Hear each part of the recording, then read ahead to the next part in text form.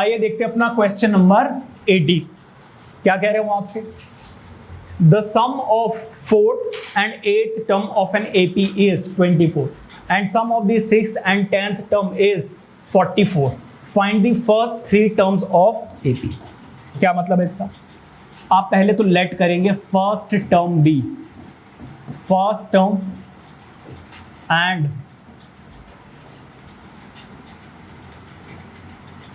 Common difference be, A and D. ठीक है, अब जरा देखो sum of fourth term, sum of fourth term and eighth term is 24। मतलब फोर्थ टर्म और एट्थ टर्म को जब आप ऐड करोगे, प्लस करोगे, तो आंसर कितना आएगा? 24। ठीक है, A4 क्या होता है? A plus 3D। यहां पर क्या होगा? A plus 7D। अब A प्लस A कितना आ गया? 2A। इन दोनों को ऐड करोगे क्या आ जाएगा? 10D। आंसर कितना आ जाएगा? 24। दोनों में से कॉमन लिया जा सकता है 2। क्या आ जाएगा? A plus 5D। और यहां पे कितना है? 24। अब ये मल्टीप्लाई हो रहा है, उधर जाकर क्या हो जाएगा? डिवाइड। तो ये क्या हो जाएगा? A plus 5D which is equal to 24। ये 2 मल्टीप्लाई हो रहा था, उधर जाकर क्या होगा? डिवाइड। A प्लस 5D कितना आ गया? 12। ये रही फर्स्ट इक्वेशन। अब सेकेंड इक्वेशन पे आ जाओ। बेटा उधर बढ़ जाओ थोड़ा सा। हाँ जी, सेकेंड सिचुएशन क्या है? वो आपसे कह रहे हैं 6th and 10th term, 6th term का सम और 10th टर्म का सम कितना है? 44। बताइए कोई दिक्कत? समझ लो, 6th टर्म क्या होती है? A plus 5D। 10th term क्या होती है? A plus 9D। आगे कितना है? 44। देखो A प्लस A कितने हो गए? 2A। इन दोनों को कितना ऐड करो, कितना आ जाएगा? 14।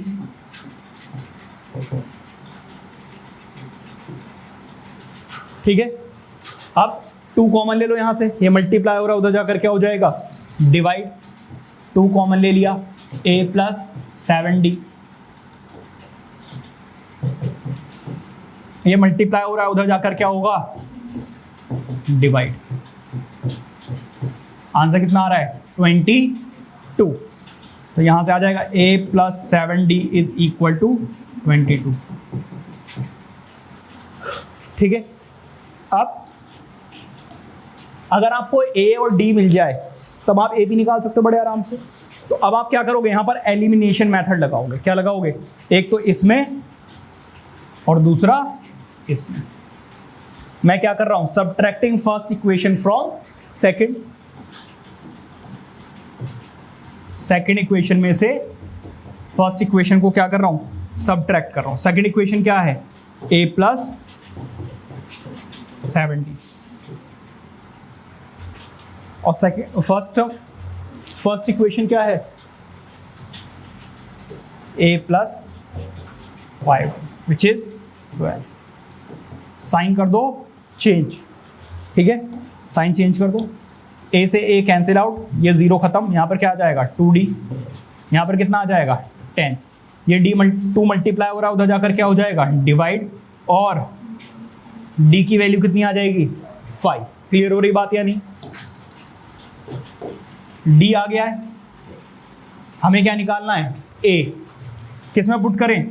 ये वाला इजी है, put D is equal to 5 in first equation।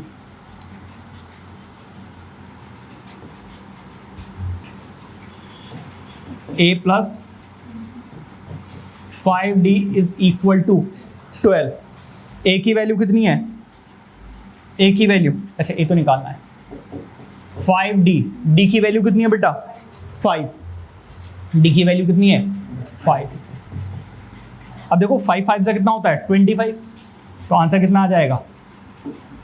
25। ये प्लस में उधर जाकर क्या हो जाएगा, माइनस। 12 माइनस 25, ए की वैल्यू कितनी आ रही है, -30। क्या आ रहा है, -30। आपको ए बताना है तो फर्स्ट टर्म तो आ चुका है, सेकेंड टर्म निकालनी है, मतलब ए प्लस डी। ए की वैल्यू कितनी है, -13, और डी की वैल्यू कितनी है, 5। तो सेकेंड टर्म कितनी आ गई, -8। फिर आपको जरूरत पड़ेगी थर्ड टर्म की। थर्ड टर्म क्या होता है, a प्लस 2d।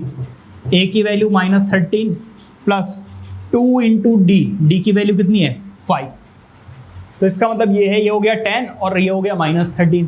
तो -13 प्लस 10, आंसर कितना आ जाएगा, -3।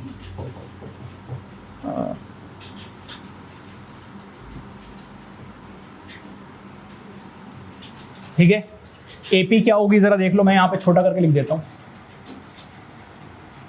नीचे लिखना है आपको, स्पेस नहीं है इसलिए ऐसे लिख रहा हूं। ठीक है, तो एपी क्या बन जाएगी, फर्स्ट टर्म कितनी है, -13, सेकेंड टर्म कितनी है, -8, और थर्ड टर्म कितनी है, -3 एंड सो ऑन।